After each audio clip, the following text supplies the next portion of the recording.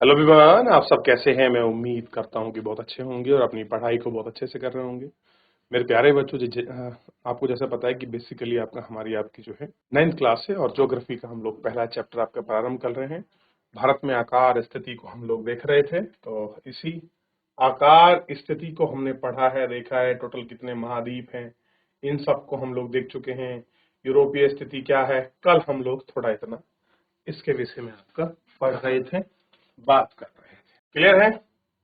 चलिए, तो कल हम लोगों ने बहुत कुछ इसमें देखा, पढ़ा और समझा। ठीक है, कितना हमने देख लिया। तो बेसिकली कल हमने देशांतर, अक्षांश रेखाएं, इन सबको देख लिया और एक्सपेंशन की हमने बात करी।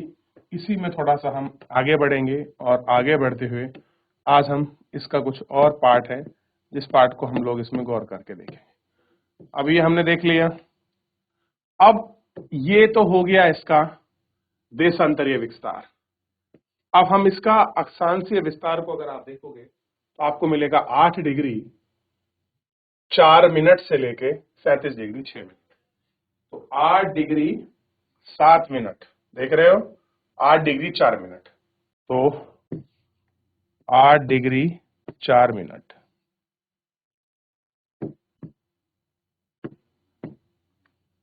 37 डिग्री 6 मिनट, ये इसका अक्षांशीय विस्तार है।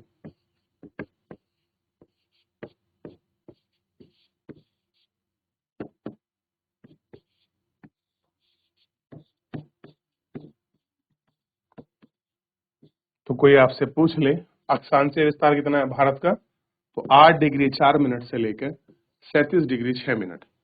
तो ये जो नीचे का हिस्सा है ना, बेसिकली ये हमारा कर्क रेखा के बहुत पास है। जो आप इस वाले पार्ट की बात करोगे तो ये जो हमारा हिस्सा है 8 डिग्री 4 मिनट, ये जो जो आपका जीरो है ना, इक्वेटर लाइन, इसके काफी नियरेस्ट हो गया है। कैसे हो गया नियरेस्ट? क्योंकि जीरो के पास है। और जैसे ही आपकी सन की शिफ्टिंग होगी तो इसके प्रकाश का इफेक्ट इन वाले क्षेत्र में अधिक दिखाई देगा। और आप जानते हैं कि इस क्षेत्र से एक रेखा निकल रही है जिसको हम कहते हैं कर्क रेखा। कौन सी रेखा निकल रही है? कर्क रेखा। और कितने में निकल रही है? 23.5। क्लियर है? और गोलार्ध भी आपको क्लियर होगा। कौन सा गोलार्ध है? उत्तरी गोलार्ध है। ये सारी चीजें मैं आपको बता रहा हूं, नॉर्दर्न हेमिस्फेयर है। क्लियर है? उत्तरी गोलार्ध। तो इसलिए आप अंडमान निकोबार, केरल, कर्नाटक, आंध्र प्रदेश के अगर आप लोगों की स्किन देखोगे वो काली मिलेगी, ब्लैक मिलेगी। कारण जानते हो? क्योंकि वहां सूर्य की प्रकाश ज्यादा रहता है, गर्मी ज्यादा होती है। और आप जितना ही आप साउथ से नॉर्थ की तरफ बढ़ते चले जाओगे उतना कलर में अंतर आता चलेगा, क्योंकि वहां सूर्य की किरणें आपकी तिरछी पड़ती हैं। आप जम्मू कश्मीर में रहने वाले व्यक्ति को देखिए, क्लियर है, हिमाचल में रहने वाले को देखिए, वहीं उनका कंपेयर जो व्यक्ति केरल में रह रहा है उसको देखिए, तो ये थोड़ा सा अंतर आपको दिखाई देगा और आप उसको अच्छे से देख सकते हैं। क्लियर है? और आपको स्पष्ट होगा। तो अगर आपसे पूछ लिया जाए कि भारत का अक्षांशीय विस्तार कितना है, तो 8 डिग्री 4 मिनट से लेकर 37 डिग्री 6 मिनट तक देशांतरीय विस्तार पूछा जाए तो 68 डिग्री 7 मिनट से लेकर 97 डिग्री 25 मिनट तक एक्सपेंशन है, तक एक्सपेंशन देखने के लिए मिलता है। तो ये भारत का अक्षांशीय विस्तार है। क्लियर है? अब ये आपको ध्यान रखना है। और ये लंबाई कितनी है? 3214 किलोमीटर। तो कितना है यहां से लेके यहां तक जाने के लिए? 3214 किलोमीटर की है। क्लियर है? ये आपको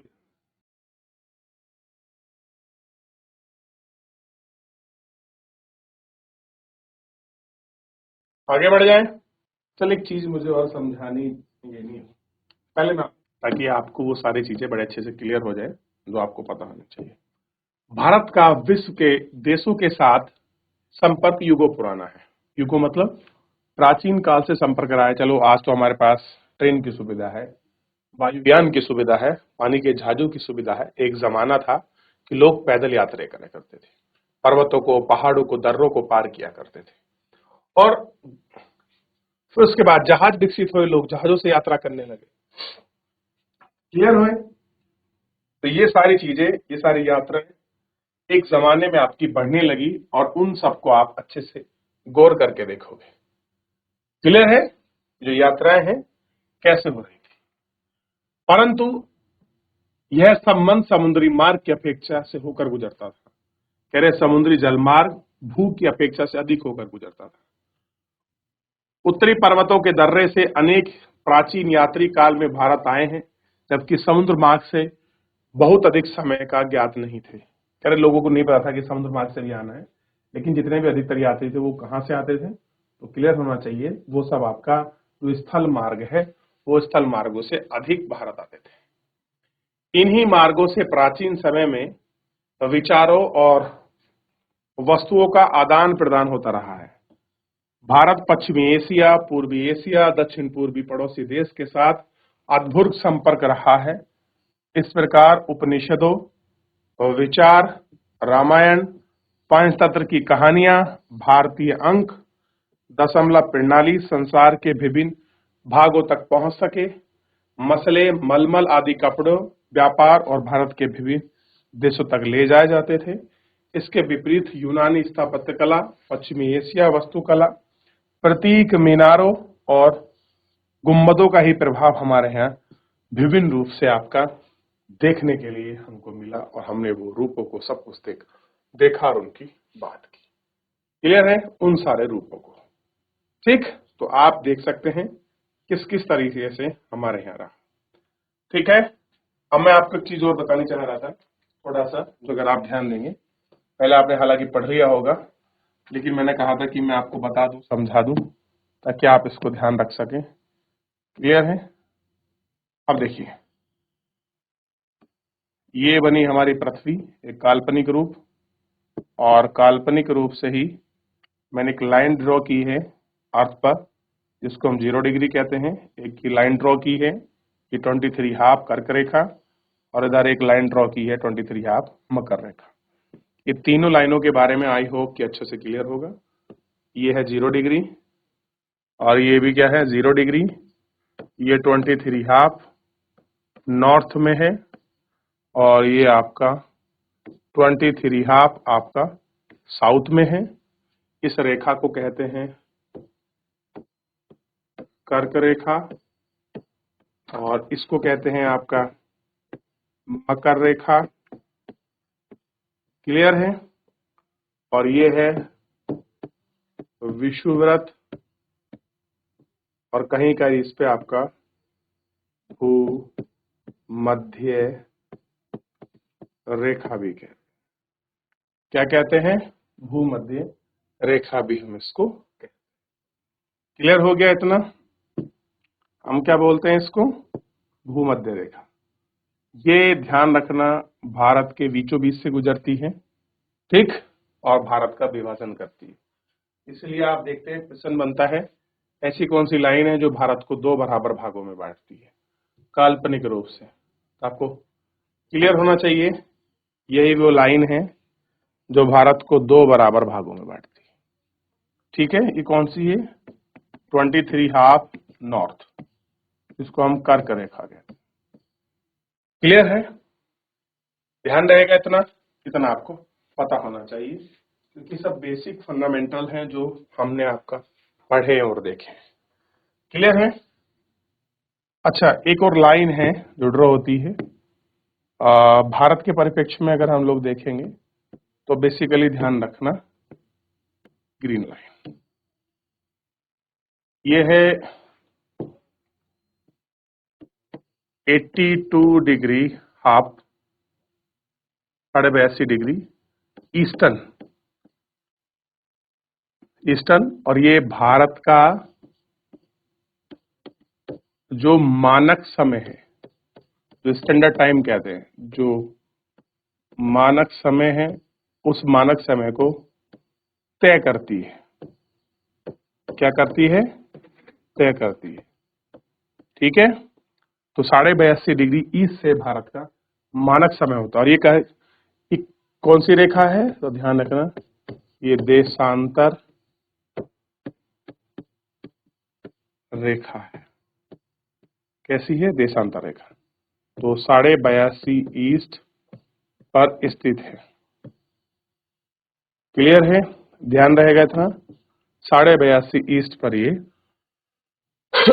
आपकी है। आगे बढ़े, या तक गौर करें, देख लिया आप लोगों ने, और ध्यान रखिए ये निकलती है यूपी से। अगर आप बात करें कहां से निकलती है, तो ध्यान रखिए राज्य है आपका यूपी से। इसका जो मानक समय है, तो अब ये पड़ता है आपका फिलहाल मिर्जापुर, डिस्ट्रिक्ट है नैनी सैनी गांव में। नैनी सैनी ग्राम है, उस गांव से ये आपका एग्जैक्ट जो है आपका 82 हाफ जो ईस्ट से है, जो मानक समय वाली निकलती है। और ध्यान रखना है जो विश्व का समय तय होता है, ये थोड़ी सी मुझे थोड़ी शायद मैंने गलत बना दी है, क्योंकि मेरे को 82.5 करना है। थोड़ा सा यहाँ रखते हैं इसको, इस लाइन को, हाँ थोड़ी तिरछी बन गई है, सीधी कर देता हूँ 82.5। और अगर हम जीरो की बात करें, तो ये 0 डिग्री है, जहां से कहां होता है, ये इस 0 डिग्री से क्या होता है, तो विश्व का मानक समय IST, स्टैंडर्ड टाइम लाइन। जो IST है वो कहां से फिक्स होती है, 0 डिग्री, और ये कहां से है, ग्रीन और विच जगह है, और कहां पड़ती है, लंदन में। वहां से क्या होता है आपका विश्व का जो समय है वो आपका निर्धारण होता है। क्लियर है? क्या है ये, विश्व का समय निर्धारण होता है। क्लियर है? ध्यान रहेगा इतना, ठीक।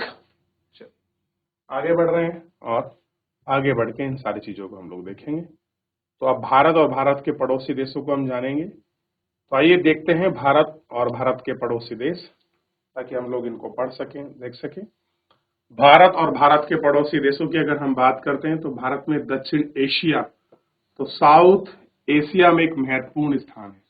तो भारत किसका हिस्सा है एशिया में, साउथ एशिया, दक्षिण एशिया का हिस्सा है, क्योंकि हम नीचे की तरफ हैं इसलिए हम दक्षिण में हैं।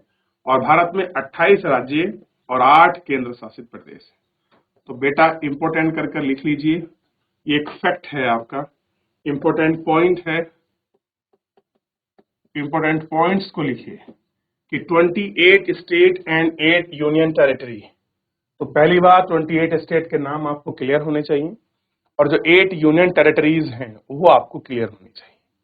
चंडीगढ़, दिल्ली, दीप और दमन दादरा नगर हवेली, क्लियर है, अंडमान निकोबार, लक्षद्वीप समूह, ठीक है, और जम्मू कश्मीर और लद्दाख, ये आपको सारा क्लियर होना चाहिए। ठीक है कि नहीं? आगे बढ़ते हैं ताकि आपको क्लियर हो जाए। पश्चिमी और पूर्वी तट पर केंद्रित संख्या है। मैं आपको वेस्टर्न और ईस्टर्न घाट अभी समझा दूंगा। क्षेत्रफल के आधार पर सबसे बड़ा और छोटा राज्य कौन सा है ये आपको देखना है, इसे भी मैं आपको अभी बता दूंगा। कौन सा राज्य अंतर्राष्ट्रीय सीमा और समुद्र तट के साथ स्पर्श नहीं करता है ये भी बता दूंगा मैं। और पाकिस्तान और चीन और म्यांमार बांग्लादेश की सीमाओं को छूने वाले 4 राज्यों को वर्गीकृत कीजिए और उनमें एक वर्ग को रेखांकित कीजिए, और भारत पाकिस्तान में शामिल हैं, इनको शेष को दिखाइए। तो इन पर हम लोग बात करेंगे। अभी जल्दी से जितना हमने पढ़ा है, देखा है, जल्दी से आप इसका रिवीजन करिए। कुछ पूछना है आप पूछ लीजिए ताकि हम आगे बढ़ सकें। क्लियर है?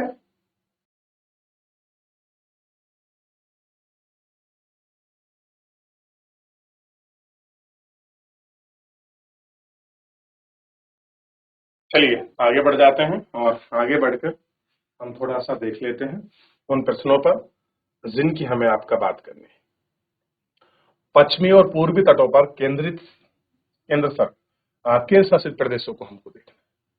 तो सबसे पहले अगर आपके पास मैप है, तो भारत का मैप अगर है तो इसमें शायद होना चाहिए, हाँ ये है, ये है, ये है। 2 तट सबसे पहले आप देखिए, अगर आपको तटों की जानकारी है, और देखिए इन दोनों के बीच का जो हिस्सा है और इधर इन दोनों के बीच का हिस्सा, इसे कहते हैं पूर्वी तट, और ये बंगाल की खाड़ी की तरफ है। इसे कहते हैं पश्चिमी तट। और ये जो पश्चिमी तट है ये बेसिकली आपका ये है अरब सागर। कहां पड़ता है? अरब सागर। देख लिया? ये इतना आपको ध्यान रखना।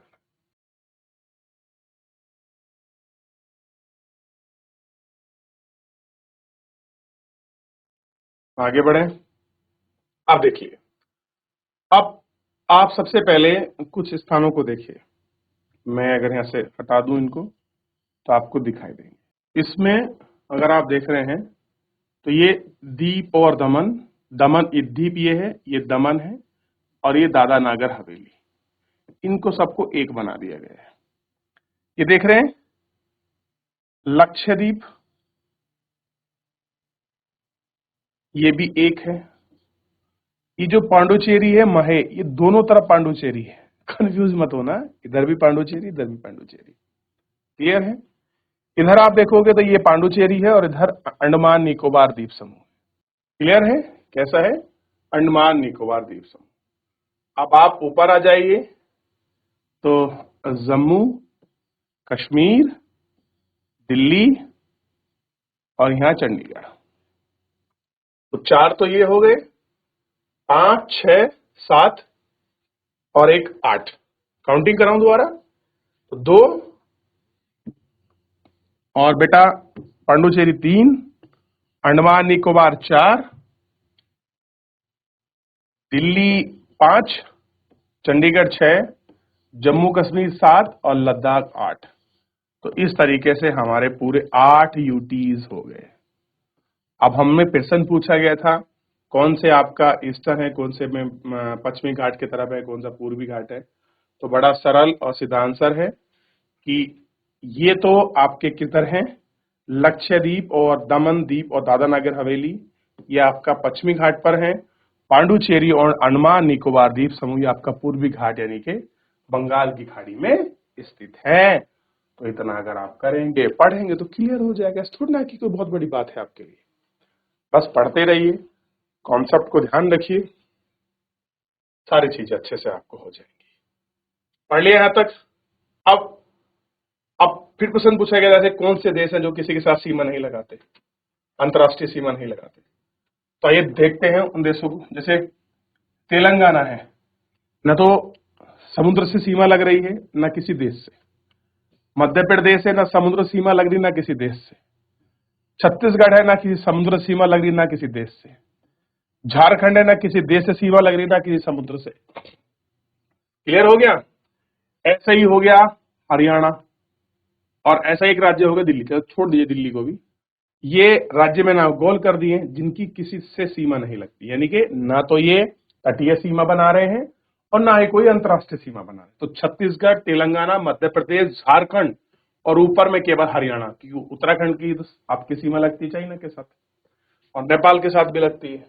हिमाचल प्रदेश की लगती है चाइना के साथ, और पंजाब की लगती है पाकिस्तान के साथ, जम्मू कश्मीर की भी लगती है, उत्तर प्रदेश की नेपाल से लगती है, बिहार की सिक्किम से लगती है। क्लियर है? और बांग्लादेश से भी थोड़ा पार्ट है। तो अब सोच के देखिए, ये सारा मैंने आपको बता दिया कि ये ऐसे कुल मिलाकर 5 राज्य ऐसे हैं जो अंतरराज्य हैं, जिनकी किसी के साथ अंतरराष्ट्रीय या तटीय सीमा आपकी नहीं लगती है। हरियाणा, मध्य प्रदेश, तेलंगाना, छत्तीसगढ़ और झारखंड। और आप अब इस मैप को देखिए, कितने की सीमा कोस्टलीय सीमा है, तटीय सीमा है, ये आपको देखना। चलिए, तो इस पर हम शेष भाग पर हम लोग कल अच्छी चर्चा करेंगे, बात करेंगे। फिलहाल आज के लिए इतना ही, धन्यवाद।